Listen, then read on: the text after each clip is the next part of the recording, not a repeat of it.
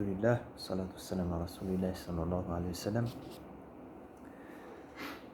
Alhamdulillah, on se réunit car on a besoin de ces rappels, de ces assemblées-là.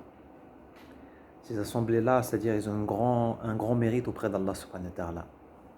Le prophète sallallahu alayhi wa sallam a dit, il n'y a pas un groupe de gens, c'est-à-dire qui se réunissent pour évoquer Allah subhanahu wa ta'ala. Imagine, on se réunit, tu te réunis pour évoquer Allah subhanahu wa ta'ala, c'est-à-dire un cercle, il se passe des choses, il va se passer des choses.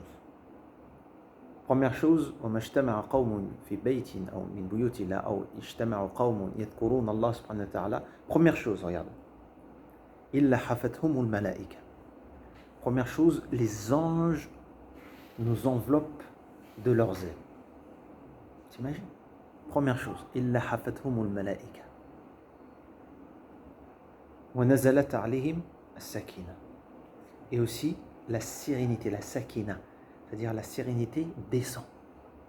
Et la sérénité, la sakina, c'est-à-dire la tranquillité ou le repos, c'est quoi son rôle? Allah subhanahu wa ta'ala, il a cité dans l'autre verset, c'est lui qui a fait descendre la sérénité sur les croyants et les croyants, liyazdadu imanan ma'a imanim, c'est-à-dire pour que leur foi augmente sur leur foi. C'est-à-dire que la sakina augmente l'iman, augmente la foi. Et la foi, c'est le moteur. C'est le moteur dans la voiture ou bien la batterie dans le portable. S'il n'y a pas de batterie, c'est-à-dire le moteur, c'est-à-dire il est HS, ça y est, il n'avance pas. Donc l'iman, c'est ça. C'est-à-dire quand l'iman, il est faible, il n'y a plus de motivation. C'est pas que question la personne, il sait. Ça, tout le monde sait que ça c'est interdit, ça c'est halal. Si on te dit par exemple, dis 100 fois subhanallah wa bihamdihi, qu'est-ce que tu vas gagner? 100 fois subhanallah wa bihamdihi. Allah te pardonne tous tes péchés même s'ils atteindraient l'écume de la mer. Imagine. Ça te prend 1 minute ça. Tu le sais. Mais pourquoi on ne le fait pas? Mais quand on dit à quelqu'un maintenant, viens là-bas, c'est-à-dire un travail, tu vas gagner 3000 €, il va courir. Pourquoi? Parce qu'il y a la valeur. Le problème, c'est la valeur. Même quelqu'un, maintenant toi tu marches dehors. Dehors, tu es en train de marcher. Tu trouves 2 €. Tu le prends ou non? 2 €. Tu dis, je le laisse. 2 €, tu le prends quand même. Parce que tu as la valeur. L'argent, on sait c'est quoi. On ne laisse rien passer. 2 €, je le prends. Même 1 €, je vais le ramasser. Parce que j'ai la valeur de l'argent. Mais quand on dit, tu dis subhanallah wa bihamdi, tu as, je ne sais pas combien d'actions, de récompenses, de hasanat. Tu lis une lettre du Coran. Une lettre. Tu as 10 hasanat. Alif lam mim, 30 hasanat. Combien? Tu pries sur le prophète sallallahu alayhi wa sallam une fois. Allah prie sur toi 10 fois. Mais c'est-à-dire que ces actions-là, on les laisse passer. Dans la journée, combien d'actions passent devant nous sans les mettre en œuvre? Pourquoi? C'est pas question, on ne sait pas. On sait, mais le problème c'est l'iman. C'est la certitude, c'est la valeur. Et ça l'iman, c'est-à-dire la certitude. C'est-à-dire plus l'iman augmente, plus la certitude sur ces choses-là augmente. C'est comme si tu arrives à un degré, c'est comme tu le vois. Après, c'est l'ihsan, la perfection. Tu adores Allah comme si tu le vois. Si toi tu le vois pas, lui il te voit. C'est pas on voit Allah subhanahu wa ta'ala avec les yeux, mais c'est-à-dire on le voit avec le cœur. C'est la certitude. Mais quand le cœur il est, c'est-à-dire en bonne santé, c'est-à-dire il est purifié. Mais quand le cœur il est malade, il n'y a plus de valeur. On ne voit pas, on ne distingue plus la valeur des choses.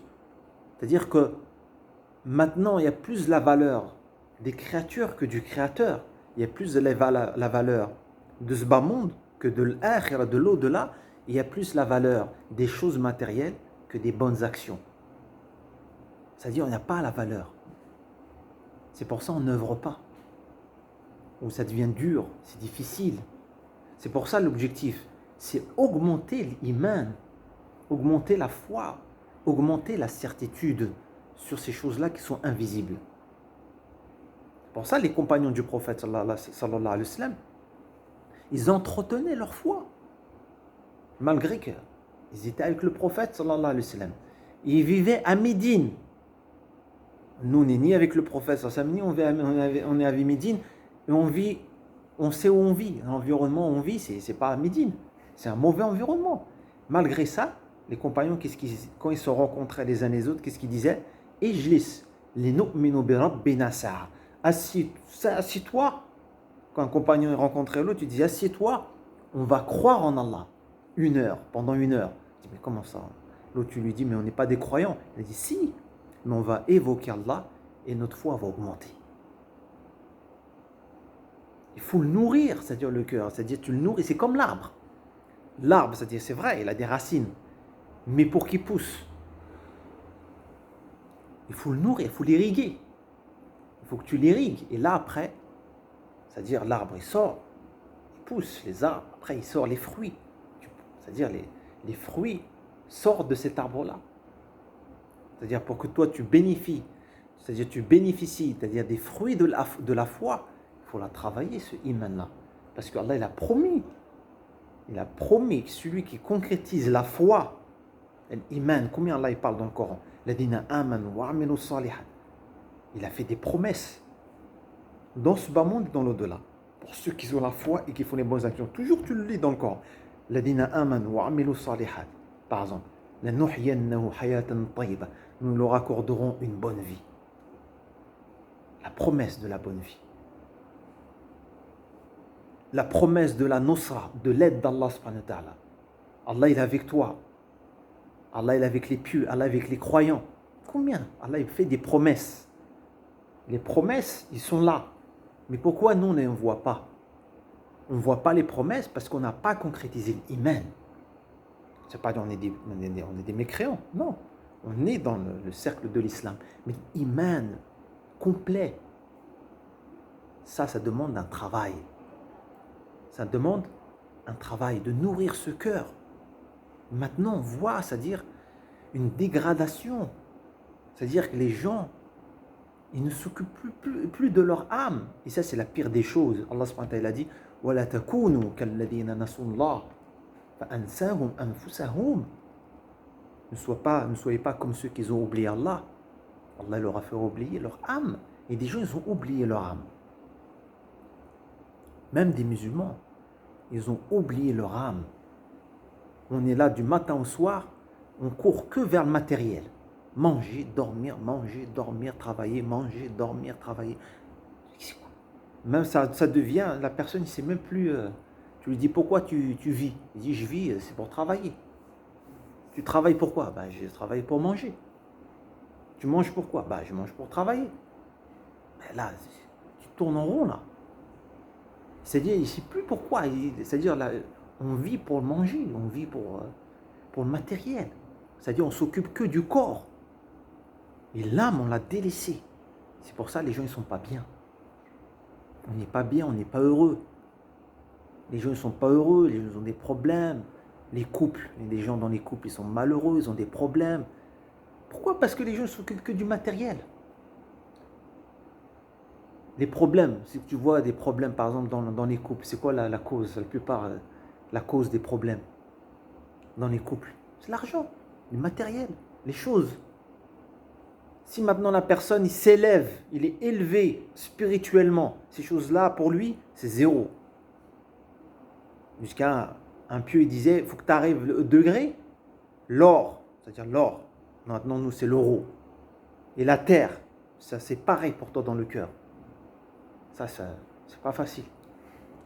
Tu arrives à un degré que l'or et la terre, c'est la même chose. C'est pas...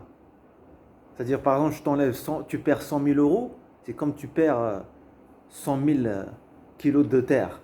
C'est pas la même chose. 100 000 euros, tu perds 100 000 euros, toute la journée, ça y est, t'es malade.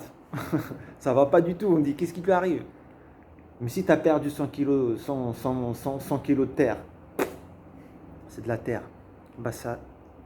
Les pieux, ils arrivent à un degré comme ça. C'est-à-dire, ce bas monde, c'est zéro. Mais ça, c'est un travail. C'est un travail, la foi. Il faut, c'est-à-dire, que le cœur il soit baigné, c'est-à-dire dans un environnement où on écoute les paroles d'Allah, on écoute les paroles d'Allah. on évoque Allah subhanahu wa ta'ala aussi, on lit la parole d'Allah qui est le Coran maintenant, la plupart des musulmans, on l'a délaissé. C'est fini. Il n'y a plus de Coran dans la journée. Normalement, il n'y a pas une journée, tu passes, tu n'as pas lu le Coran. C'est pas normal. Une journée sans lire le Coran, ça veut dire c'est comme si tu n'as pas pris ton médicament. Tu as un médicament à prendre, c'est ton remède. Tu vas l'oublier. Normalement, tous les jours, tu prends ton remède. Et bah, le Coran, il n'y a pas une journée que tu passes sans lire le Coran. 1-2 pages. Après chacun, bien sûr, suivant son niveau, sa capacité. Mais une journée, 2 jours, peut-être 3, une semaine, un mois, 2 mois, sans ouvrir la porte d'Allah subhanahu wa ta'ala. Que Allah subhanahu wa ta'ala, il a dit, c'est quoi ce livre? Nour anzalna. Il a appelé ce Coran Nour, c'est une lumière. C'est pas une lumière matérielle, c'est une lumière spirituelle. Allah, il a dit, ce Coran, c'est une rahma, une miséricorde. C'est un livre hakim, puissant, sage, aziz. C'est un livre. Allah, il a dit, il y a quoi dans ce livre? Shifa. Il y a une guérison. Il y a une guérison pour les cœurs malades. On l'a délaissé. Non seulement la lecture, mais après aussi la méditation. C'est-à-dire, c'est pas seulement le lire. Il y a le lire, c'est la première étape. C'est le minimum. Mais aussi, il y a la méditation, c'est la deuxième étape. Méditer le Coran aussi. Et c'est pas tout après. Il y a aussi la mise en pratique. Il y a des gens aussi, ils le lisent, mais ils ne le mettent pas en pratique. Donc, ils ont une part de délaissement. Ils ont délaissé, pas totalement, mais ils ont délaissé une partie. Comme ça, tu vois? Donc, tous les jours, c'est-à-dire, il faut qu'il y ait cette nourriture spirituelle. Lire le Coran, c'est-à-dire évoquer Allah subhanahu wa ta'ala. Tu vois? C'est sa nourriture. Tu vois, lire le dhikr, c'est-à-dire s'isoler avec Allah subhanahu wa ta'ala, l'évoquer. مثل الذي يذكر ربه مثل الذي لا يذكره مثل الحي والميت. Le prophète m'a dit, l'exemple, l'image de celui qui évoque Allah et celui qui ne l'évoque pas, et l'image du vivant et du mort. Celui qui évoque Allah, il est vivant. Et celui qui n'évoque pas Allah subhanahu wa ta'ala, il est mort. C'est pas la mort matérielle, mais c'est la mort spirituelle. Le cœur, il ne vit pas. Donc, c'est-à-dire, il faut, c'est-à-dire, nourrir cette âme. Il faut nourrir l'âme. Comme il disait le poète, c'est-à-dire le poète, Anta birruh, la bil jismi insan. Anta birruh, la bil jism insan. C'est-à-dire, toi, tu es, par ton âme, un homme, un être humain, pas par ton corps. C'est ton âme le plus important, c'est pas le corps. Le corps, c'est juste une carcasse qui va disparaître. Ce qui reste, c'est le ruh, qui revient, qui va, c'est-à-dire rencontrer Allah subhanahu wa ta'ala. Comment on va rencontrer Allah subhanahu wa ta'ala? Est-ce qu'elle va rencontrer purifié ou bien malade? Quel va être l'état de cette âme quand les anges vont venir, c'est-à-dire te chercher? Qu'est-ce qu'ils vont dire? Est-ce qu'ils vont dire Ya ayyatuha an-nafsul mutma'inna irji'i ila rabbiki radiyatan mardiyya? Est-ce qu'ils vont dire ô toi, l'âme apaisée, reviens vers ton Seigneur qui est satisfait de toi? Les anges, quand ils viennent, ils te disent ô toi, âme tayyib, c'est-à-dire l'âme qui est bonne, reviens, sors de ton corps qui est bon. C'est-à-dire l'âme, elle sort. Nourrir l'âme.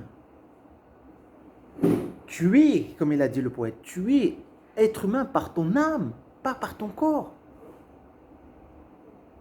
Ne soyez pas comme ceux qui ont oublié leur personne. Allah subhanahu wa ta'ala dit, les gens, ils ont oublié leur âme. Ça y est, on est du matin au soir, L'argent, manger, dormir, manger, travailler, courir, dormir. Ça, il n'y a plus de... Les gens, ils sont... Le matériel. On a oublié notre âme, nourrir l'âme, nourrir le cœur.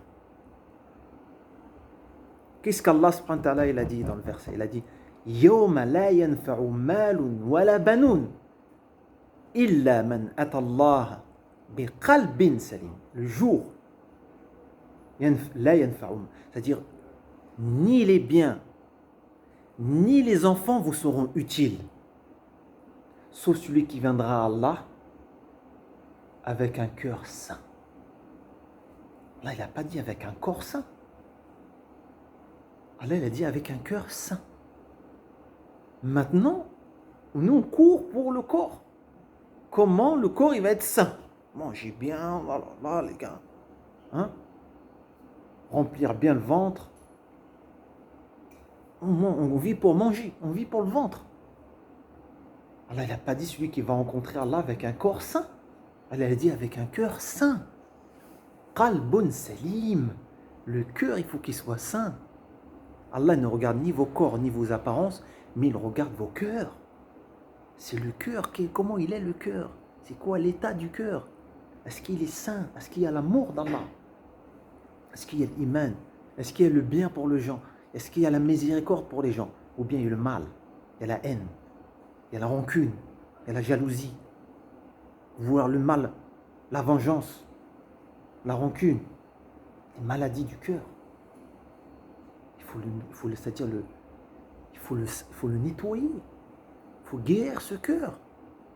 C'est ça ton souci du matin au soir. Quand tu te réveilles le matin, mon cœur. Tu reviens le soir, l'état du cœur, comment il est? Tu reviens la fin de ta journée le soir. Ton cœur il s'est purifié, tu as gagné ta journée. Tu reviens à la fin de la journée, ton cœur il s'est corrompu, tu as perdu ta journée. Ta foi a diminué, ta journée tu l'as perdue. Tu n'as pas gagné. Parce qu'on est là pour ça. Comment évoluer? Tu ne pourras plus c'est-à-dire t'élever après la mort. C'est fini. Après la mort, tu n'auras plus la possibilité de t'élever auprès d'Allah subhanahu wa ta'ala. C'est terminé. C'est-à-dire le degré avec lequel tu meurs, ce sera l'éternité. Regarde le regret. Ici, tu as la possibilité de t'élever. En degré, tu montes. C'est infini. Plus tu vas travailler, plus tu vas faire les efforts, plus tu vas te donner du temps, tu vas te consacrer, tu vas t'élever, tu t'élèves. Tu t'élèves dans les degrés, dans les stations spirituelles qui sont infinies. Dans l'amour d'Allah, c'est ça. C'est ça notre but sur terre. Là, c'est-à-dire on est détourné là.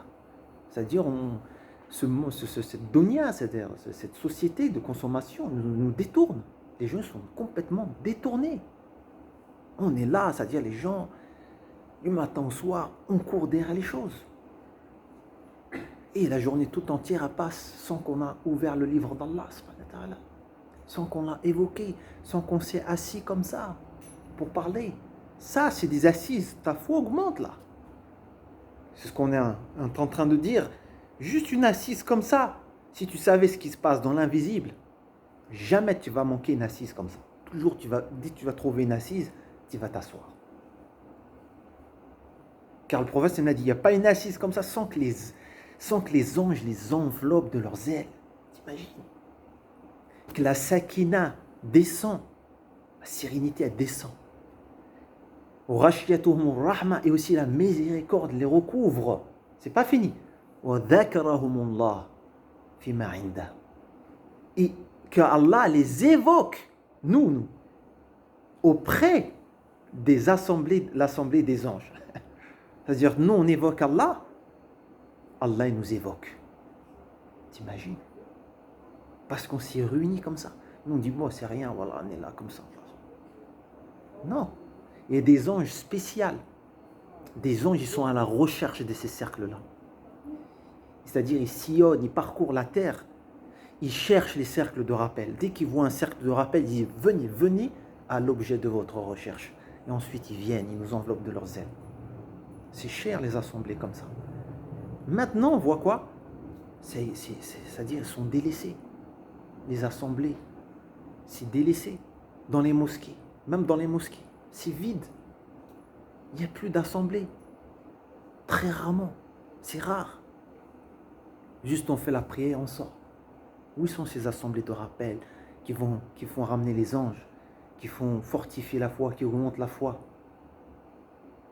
Et après, les gens disent, on n'est pas bien, on a des problèmes, les gens ils se plaignent. Mais c'est normal. Les problèmes, pourquoi? Parce que le cœur, il ne va pas bien. Il y a un morceau de chair, s'il n'est pas bon, tout le corps, il n'est pas bon. S'il est purifié, tout le corps, il est purifié. C'est le cœur, le problème. C'est là l'effort qu'on doit faire. Ce n'est pas sur les choses matérielles qu'on doit faire l'effort. C'est sur le cœur qu'on doit faire. Le matériel, c'est un outil, c'est tout. Ça ne veut pas dire qu'on n'a pas le droit d'avoir le matériel. Au contraire, non.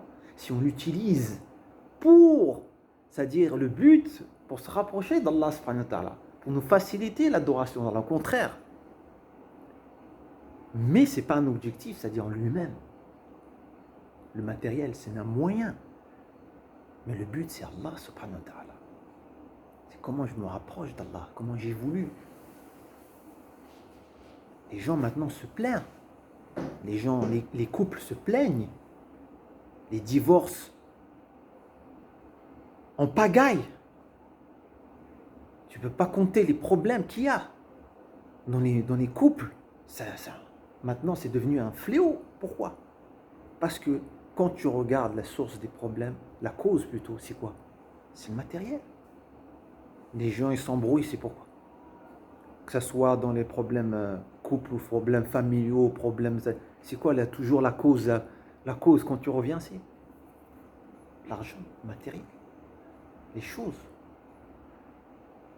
Si maintenant là, les gens ils s'élèvent spirituellement, les gens ils sont élevés, tout ça c'est fini. Ça vaut rien. Les gens ils ne se prennent plus la tête pour les choses matérielles. Il y en a, ils ont divorcé parce que sa femme ne lui a pas fait son repas, c'est arrivé. Ah oui, parce que il a attaché, ou il n'a pas eu sa boisson, son café, ou le mari ne lui a pas acheté sa robe. Mais là, il y a un problème. Ça arrive, des problèmes, ou lui a pas prêté sa voiture, l'autre lui a pas donné, trop comme ça, parce que on est dans le monde matériel, on n'est pas dans le monde spirituel. Le matériel est faible aussi. Ah oui. Là, il faut être faible quand même, Samir. Si tu n'as pas fait ton repas, tu dis ouais. Tu veux divorcer. Là, tu es faible quand même. Ah bah oui, mais ça arrive. C'est chaud. Ça arrive. Des gens ils sont mis en colère et voilà après ça. Ah oui, voilà. Mais après, ils ont divorcé, mais pas d'un coup, mais en accumulant comme ça. Après, ça fait c'est l'addition. Voilà, c'est des additions. Mais à cause de ces choses-là, mais ça on le remarque tous, c'est-à-dire plus on penche, c'est-à-dire vers le matériel, plus on est touché par les choses, plus on est influencé, et plus on penche, c'est-à-dire vers le spirituel, plus après ces choses-là, c'est futile, c'est-à-dire on a plus c'est plus important, c'est pas important quoi. Pas de valeur. Voilà, on n'a pas d'importance, c'est-à-dire si on a, tu l'as, si t'as pas, c'est rien quoi. T'es pas attaché. C'est ça qui compte. C'est pour ça que les gens ils disent Zahid quand ils parlent de, c'est-à-dire les savants ils parlent de l'ascète. C'est qui l'ascète réellement? Il y a eu beaucoup de débats entre les pieux et les savants. Ils ont dit celui qui laisse tout, celui qui part, il abandonne tout. L'ascète, c'est quoi? C'est encore plus haut que ouais, quel degré? Ouais, l'ascète, c'est-à-dire celui qui est détaché de ce bas monde. Qui a renoncé au bas monde. C'est plus haut que le pieux? Non, ça rentre dans la piété, mais c'est une qualité. Tu vois, l'ascète, c'est une qualité. C'est une qualité d'un pieux. Oui, forcément, il doit être pieux, bien sûr. Mais ce n'est pas tout pieux qui est forcément ascète. Mais c'est-à-dire l'ascétisme, après, il y a des degrés aussi. Il y en a, ils ont dit c'est celui qui renonce à tout ce bas monde. Il y en a, mais après, ils ont débattu, mais ils ont dit le vrai ascète, en fait, c'est celui qui renonce à ce bas monde dans le cœur. C'est-à-dire, c'est pas dans les mains. Tu peux avoir ce bas monde, mais dans les mains, mais pas dans le cœur. Tu vois la différence? C'est-à-dire, ce bas monde, tu l'as dans les mains. Quand tu l'as entre tes mains, c'est toi qui gères. Viens, là. Tu disposes quand tu veux. Mais quand le dunya, ce bas monde, il est dans ton cœur, ça y est. C'est-à-dire c'est ce bas monde qui te commande. Donc en somme, un exemple, tu peux être riche, mais c'est pas dans ton ascète, exactement. Et les prophètes, il y a eu sous les mains. Il y avait des prophètes, ils avaient la richesse. Mais Ils étaient ascètes. C'est-à-dire, voilà, c'est-à-dire, ils n'étaient pas attachés, leur cœur, il n'était pas attaché, c'est-à-dire aux choses. C'est-à-dire, ils étaient prêts à donner même. Le prophète, Mohammed sallallahu alayhi wa sallam, c'est-à-dire, quand il avait, il donnait, sans compter. C'est ça. C'est-à-dire même quand il disait ouais, délaisser ce bas monde, ça ne veut pas dire Voilà. tu le délaisses. Ça veut Tu dire vois? que la richesse, elle doit être dans tes mains, comme tu dis, mais pas dans Voilà. ton cœur. C'est-à-dire, c'est pas dans ton cœur. Parce que quand c'est dans le cœur, c'est fini. C'est-à-dire, tu vas devancer ce bas monde à ta religion. Mais quand c'est dans tes mains, non. C'est-à-dire, c'est toi qui gères ce bas monde suivant ta religion. Ta religion, elle passe avant tout. Les ordres d'Allah subhanahu wa ta'ala. La satisfaction d'Allah subhanahu wa ta'ala. C'est-à-dire, il passe avant tout. C'est pas ce bas monde qui passe avant tout. Donc, c'est pour ça, c'est-à-dire, l'âme, nourrir l'âme, purifier l'âme, nourrir le cœur. C'est ton âme qui va rencontrer Allah subhanahu wa ta'ala. Dans quel état va rencontrer ton âme? C'est ça qu'on doit avoir, c'est ce souci qu'on doit faire. C'est-à-dire qu'on doit voir du matin au soir. Ici, évoluer. Comment tu évolues spirituellement chaque journée, chaque mois, on doit être meilleur. Chaque année, on doit être meilleur. C'est pas toujours on régresse. Tu dois être toujours meilleur. Tu dois progresser, avancer. Mais ça, il faut avoir un programme spirituel, un programme d'action, un programme d'effort. Comme tu as un programme dans ce bas monde. Tu as un programme, tu fais t'as ça, t'as ça, t'as ça, t'as ça.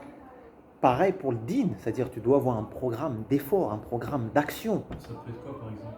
Ça doit dans les adorations, tu as un programme, c'est-à-dire de lecture du Coran, tu as un programme de dhikr, tu as un programme de prière surrogatoire, tu as un programme de tout ça. C'est-à-dire, c'est un truc que tu dois faire, c'est-à-dire quelque chose qu'on doit avoir au quotidien pour s'évoluer spirituellement, parce que c'est pas d'un coup que c'est-à-dire que tu avances. Le dhikr, pour avancer dans le dhikr, c'est pas d'un jour ou l'autre. Parce que le dhikr, le vrai dhikr, c'est quoi? Le vrai dhikr, c'est quoi le but du dhikr? Si tu, par exemple, tu fais dhikr plutôt, si tu le traduis en français, c'est quoi? Comment on va le traduire vraiment? Mais en fait, c'est la méditation, il me semble. Oui, c'est exactement, c'est le rappel. Des fois, on traduit par l'évocation, mais c'est pas vraiment ça. Invocation, évocation. Ouais, doha, on dit invocation. Et dhikr, des fois, ils traduisent par évocation. En réalité, c'est la meilleure traduction, c'est le rappel. Le rappel. Mais nous, des fois, on fait dhikr, mais on ne se rappelle pas d'Allah. C'est-à-dire qu'on fait dhikr, mais c'est-à-dire on n'est pas en train de se rappeler d'Allah. Dhikr, c'est les plus puissants, Samir. Le dhikr, Bah oui, c'est un ensemble de mots. tout C'est un rappel, c'est une glorification, oui, c'est le rappel. c'est un nettoyage du cœur, c'est beaucoup de choses. Le dhikr, il a énormément de mérite, mais c'est-à-dire le but suprême du dhikr, c'est d'avoir la présence d'Allah, se rappeler la présence d'Allah. Ça se rapproche de la méditation? Oui, c'est-à-dire c'est le but du dhikr, c'est ça. Mais le dhikr, pour que tu arrives à ça, tu dois passer déjà par l'étape du dhikr avec la langue. C'est-à-dire au début, tu fais dhikr avec la langue, tu dis subhanallah, subhanallah. Des fois, tu dis subhanallah, subhanallah, mais tu penses à autre chose. Mais le but, c'est-à-dire que quand tu dis subhanallah, tu dois penser, c'est-à-dire tu dois mettre devant toi, Allah subhanahu wa ta'ala, il est là. C'est comme s'il est devant toi. Oui, il faut Tu s'introniser. te rappelles d'Allah subhanahu wa ta'ala. C'est ça le vrai dhikr. C'est-à-dire que le cœur, il est en synchronisation, comme il a dit, avec la langue. Subhanallah, subhanallah, subhanallah. C'est comme si moi, quand je te parle, je suis présent avec toi. Mais des fois, ça arrive, tu parles, mais je ne suis pas avec toi. Ou bien moi, je te parle, mais tu n'es pas avec moi, mais tu es en train de me regarder, mais tu es ailleurs. C'est ça. Ça, c'est le rafla, l'insouciance. C'est-à-dire que quand toi, tu fais dhikr, des fois, on fait dhikr, mais on est ailleurs. On est absent. La prière aussi. Tu fais la prière, mais tu es absent. C'est pour ça que le prophète, il a dit dans la prière, le hadith authentique, il a dit, la personne, il a de sa prière suivant sa présence. C'est-à-dire, s'il est 1/10 présent, il a 1/10 de récompense. Un quart, un tiers, un demi, suivant la présence, tu prends la récompense. Si c'est 0, 0. Si c'est 100%, 100% tu prends. Suivant la présence. Suivant ta présence dans la prière. C'est pour ça que la prière, Il y a l'effort de faire la prière, mais aussi l'effort dans la prière. Les musulmans, ils ont oublié, la plupart. C'est-à-dire, nous, on croit qu'on fait la prière, réellement. Mais en réalité, on fait la prière, mais on n'a pas établi la prière. Il y a une différence entre salli, par là, il n'a pas dit dans le Coran, salli. Si tu regardes bien les versets, là, il n'a jamais employé le mot salli. Toujours, Allah, il dit, aqimus salat. Aqimus salat. Iqamatus salat. Iqamatus salat, c'est-à-dire c'est l'établissement de la prière. Établir la prière. Et quand on dit établir la prière, c'est l'extérieur et l'intérieur. L'extérieur, c'est-à-dire les actes, c'est-à-dire les gestes plutôt, et l'intérieur, c'est-à-dire le khushu', l'âme de la prière qui est la concentration, l'humilité, la dévotion, la présence justement du cœur. C'est ça la prière qui est demandée. C'est cette prière-là qui va t'éloigner du mal et de la turpitude. C'est cette prière-là qu'Allah il absout les péchés. C'est cette prière-là que Allah te donne l'énorme récompense. Mais j'ai une prière juste pour pointe, c'est-à-dire on fait notre prière, mais on est complètement absent.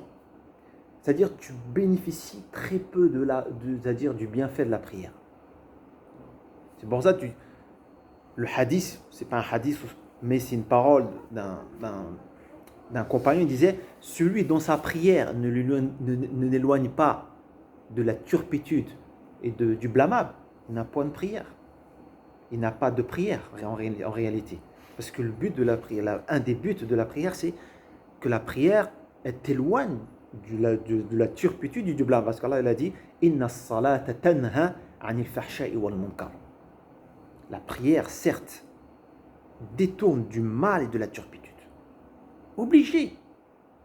La prière, si tu la fais comme Allah, ça va t'éloigner de tout ça. Plus tu perfectionnes ta prière, plus, c'est-à-dire ça va t'éloigner automatiquement de la turpitude et du blâmable.